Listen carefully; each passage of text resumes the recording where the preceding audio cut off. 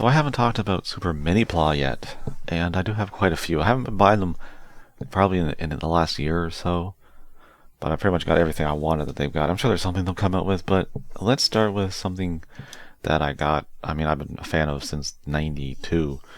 Power Rangers, or Super Sentai. This is, well, we'll just bring them all out here.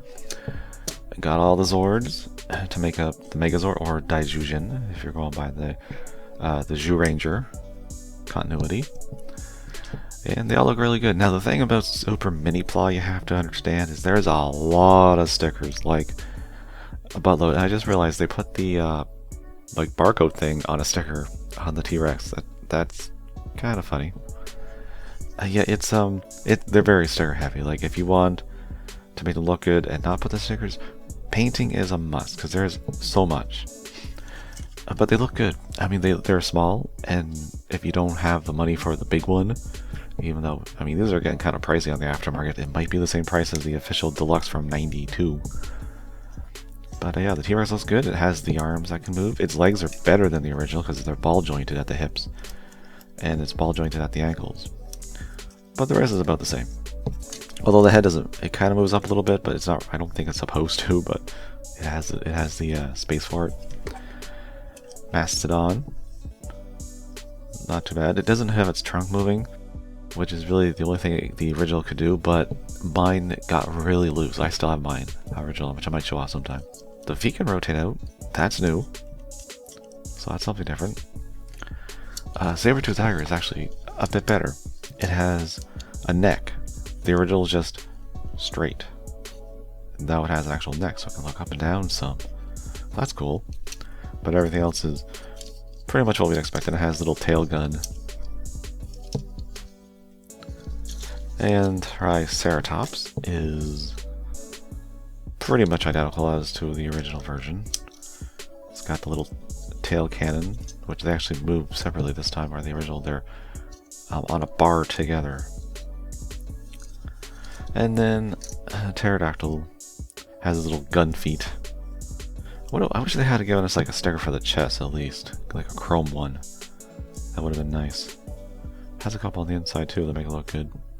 So it can do everything that the original can do, and it actually a little better. But it does have the what is it? The tank mode. It does have that. Although it doesn't have the extra.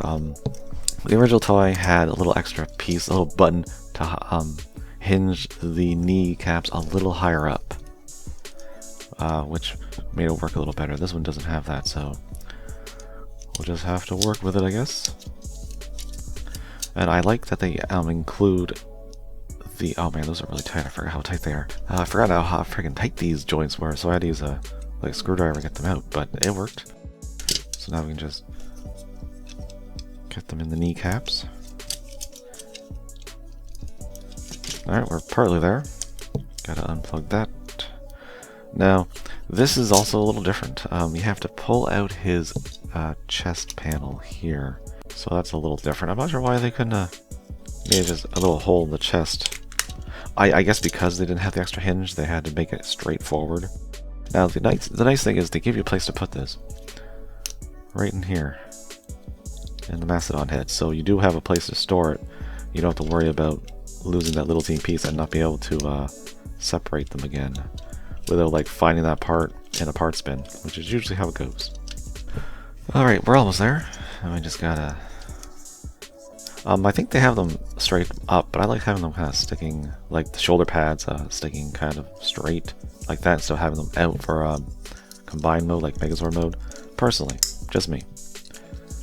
So I just gotta get everything rotated, get those feet off, put them into the Mastodon feet for cannons, and then just gotta get the I don't actually. It has enough space this time. In the original, it has the wings have to go in first, but not here.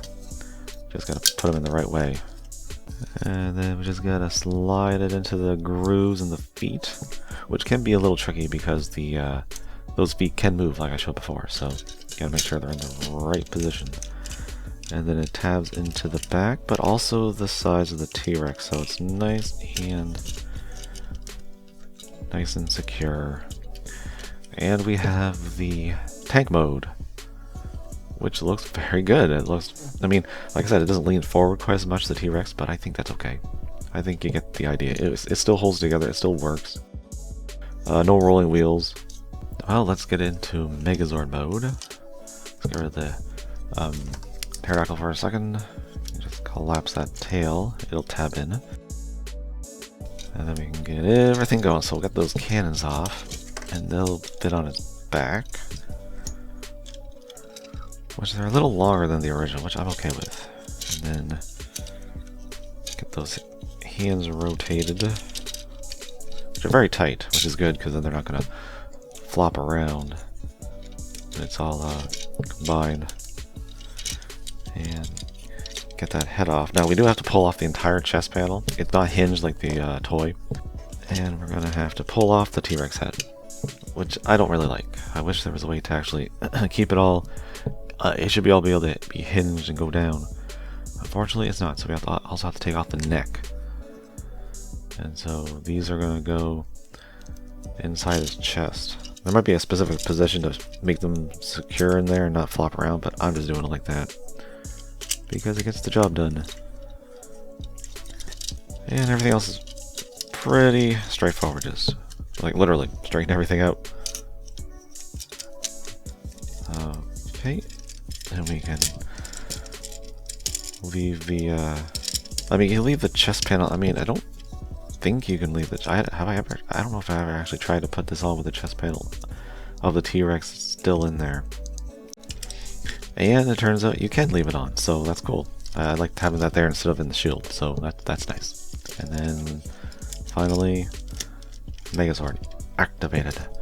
And that's annoying because the black here on the cheeks are stickers, and so and it's really annoying because you have to transform them in order to get them to work. So it looks good, but it's also annoying that the stickers are just peeling off from transforming it. Because I've done it a couple times since I've had this, because it's really awesome. I love this thing. It looks great. It looks exactly like it should. And you've still got the mammoth shield, which has the rectangular peg here, because the hands are more of a rectangular hole instead of round. So you got his little baby shield, which he used a few times, which is it's still too small for anything really. Should just peg into his arm.